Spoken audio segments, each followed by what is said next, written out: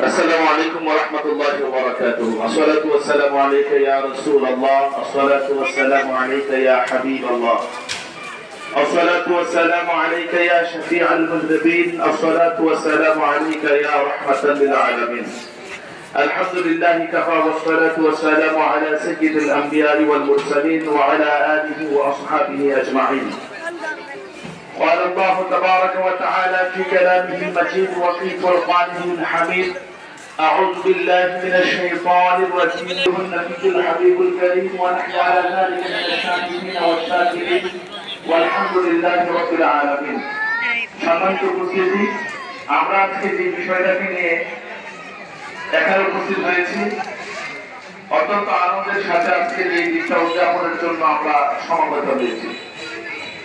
একজন মুমিনের কাছে আজকের এই দিনটা তার জীবনের যতগুলো দিন আসে একটি বছরে, তার মধ্য থেকে সবচাইতে দামি যে দিনটা, সেই দিনটা হলো মুমিনদের জন্য এই যে মিলাদুল লাগার মতো থাকবে।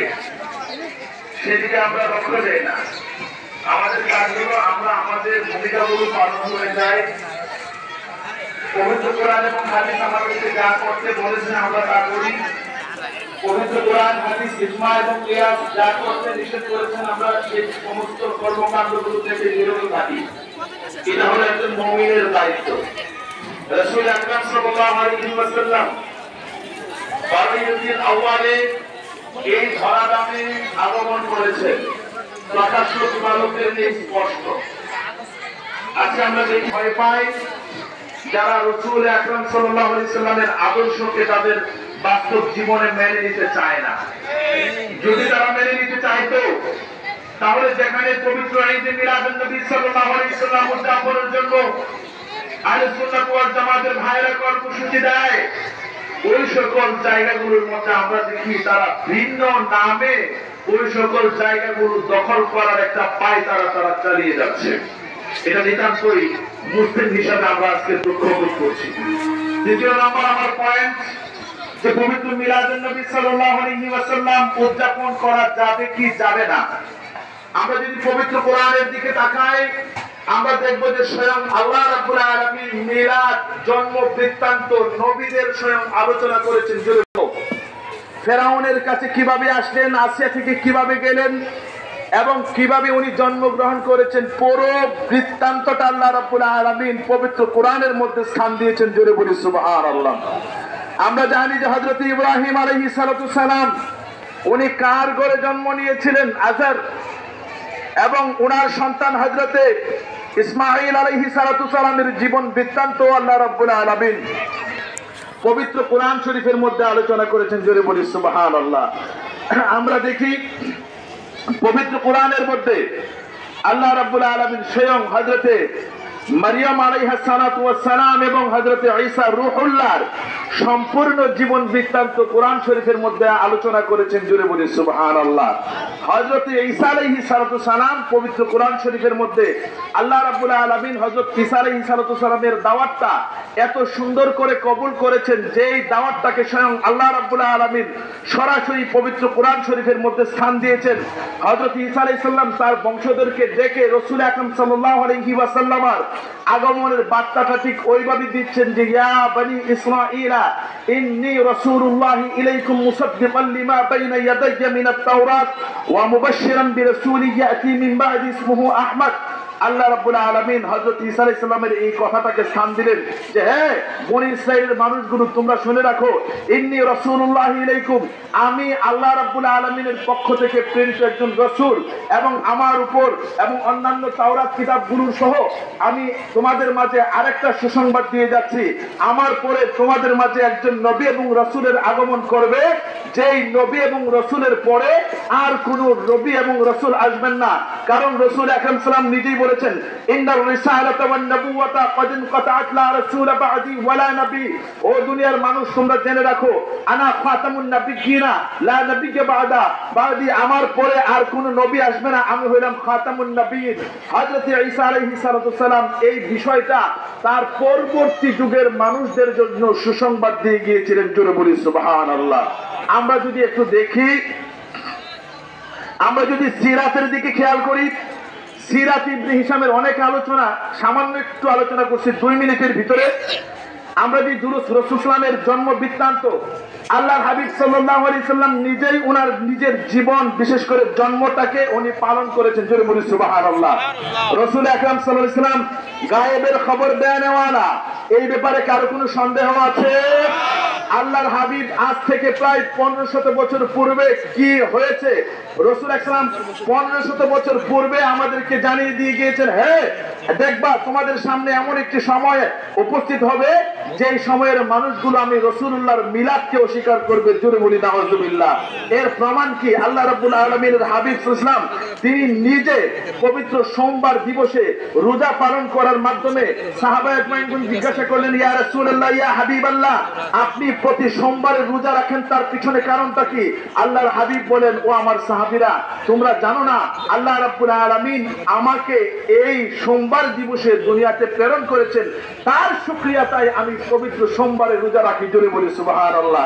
এই হাদিসের ভিত্তিতে আমরা স্পষ্টভাবেই বুঝতে পারি যে মিলাদ দিবসটাকে পালন করার বৈধতা রয়েছে।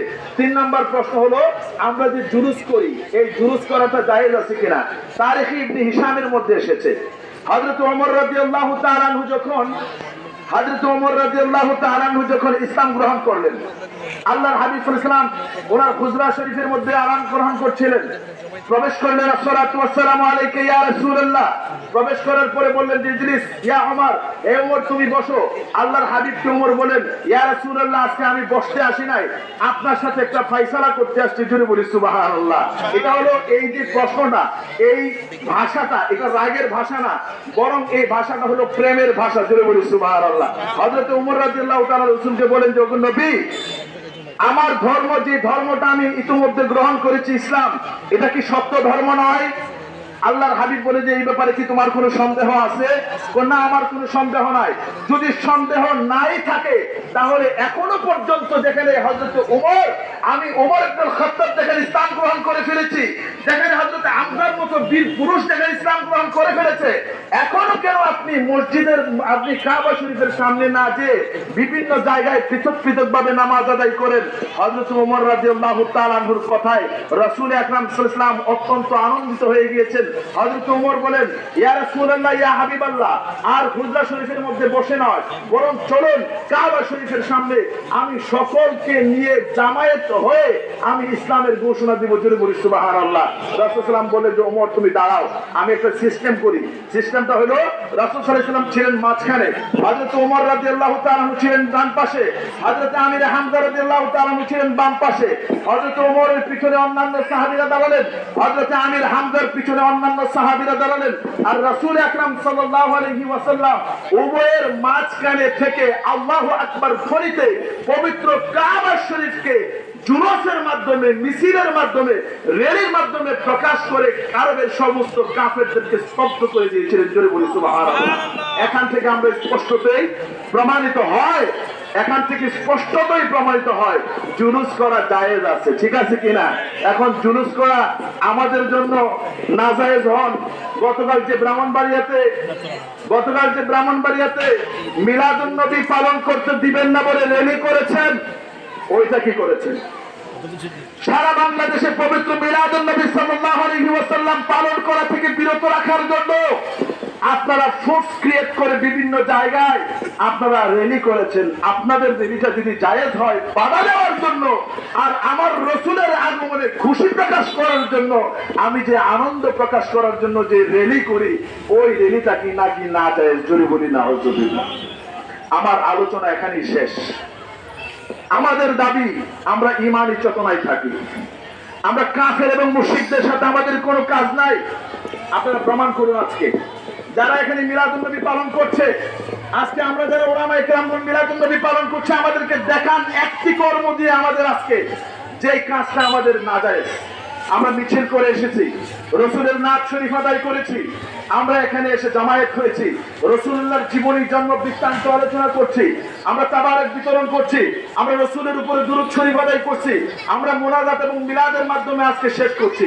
তাহলে এই কর্মকাণ্ডগুলো করা সমস্ত উলামায়ে কেরামগণ, ইমাম কুস্তালানী রাহমাতুল্লাহি আলাইহি মাওয়াহিবুল লাদুনিয়ার মধ্যে তিনি বলছেন রাসূল আকরাম সাল্লাল্লাহু আলাইহি ওয়াসাল্লামের জীবনীতে বিশেষ করে মিলাদের মধ্যে ওই সকল সমস্ত কর্মগুলো দ্বারা মিলাদ শরীফ উদ্যাপন করা জায়েজ, যে সকল কর্মগুলো পালন করা স্বাভাবিকভাবেও জায়েজ। স্বাভাবিকভাবে গান বাদ্য করা হারাম, স্বাভাবিকভাবে মদ পান করা হারাম, স্বাভাবিকভাবে জেনা করা হারাম, স্বাভাবিকভাবে মিথ্যা কথা বলা হারাম, স্বাভাবিকভাবে অন্যান্য বেহায়াপনাগুলো হারাম। যে কাজগুলো স্বাভাবিক অবস্থায় হারাম ওই কাজগুলো মিলাদুন নবীতেও হারাম, যে কাজগুলো স্বাভাবিক অবস্থায় জায়েজ ওই কাজগুলো মিলাদুন নবীতেও। সুতরাং আল্লাহ রাব্বুল আলামিন এই প্রতি বছর আমি দোয়া করি তাদের জন্য যারা আজকে আমাদের এই প্যান্ডেলের ব্যবস্থা করে দিয়েছেন, আমাদের আবু সমর সর্দার ভাই সহ, আমাদের শাহ আলম কাকা সহ, সিনারের গণ্যমান্য ব্যক্তিবর্গ সহ যারা এই ব্যবস্থাপনাটা করেছে ঈদগাহ কমিটি, আমরা তাদেরকে ধন্যবাদ জানাই। আমরা জুলুস উদযাপন এর মাধ্যমে আমরা ধন্যবাদ জানাই তাদেরকে, তাদের জন্য প্রাণ খুলে দোয়া করব। যারা আজকে আমাদেরকে সাকি মানে শরবত পান করিয়েছেন, আমরা দোয়া করি তাদের জন্য যারা আজকে এই তাবারকের ব্যবস্থা করেছেন। আল্লাহ রাব্বুল আলামিন আমাদের সকলকে কবুল করুন। ওয়া মা আলাইনা ইল্লাল বালাগ। আসসালামু আলাইকুম ওয়া রাহমাতুল্লাহি ওয়া বারাকাতুহু।